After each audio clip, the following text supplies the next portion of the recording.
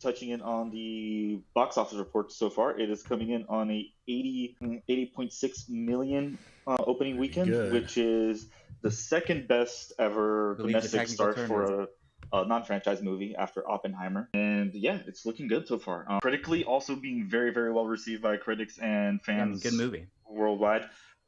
I loved it. I think Jack liked it as well. Did you want to touch on it at all, Jack? I don't want to spoil too much for anybody who's obviously not gone to see it yet because it's still quite new. But I did like it a lot. It was very emotional in a way that I was hoping it could be, but thought it could maybe whiff if it didn't do it right.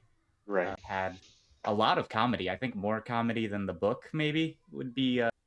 I could see that somebody could complain about that. But I think it worked well for the screen, and there were some beautiful moments. You know, it delivered on all of the beats. I can't complain. I think it was a good change of pace, like from what people might be expecting from The Martian.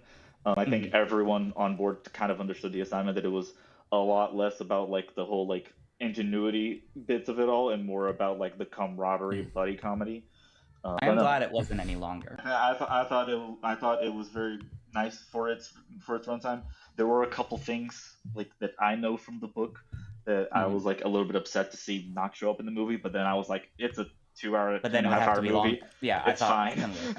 I'm okay with this not being here. But what is curious to me here is that he has got such a huge opening weekend win with a movie that's not based on, I mean, I was based on a book, but it's not based on a TV show. It's not a remake of another movie. It's not a superhero thing. And when at least I talk about movie stars, I think of someone, you put their name on the poster, and it could be Leonardo DiCaprio caked in snow with a title no one can pronounce, and it can still gross $600 million and win 3 Oscars because it's Leonardo DiCaprio.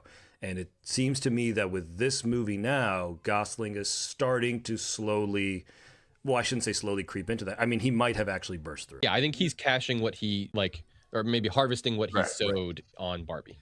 Not to mention, this is one of those movies, also like indicative of Gosling. This is one of those movies where he is in every shot of the movie, or just about every shot of the movie. That's true.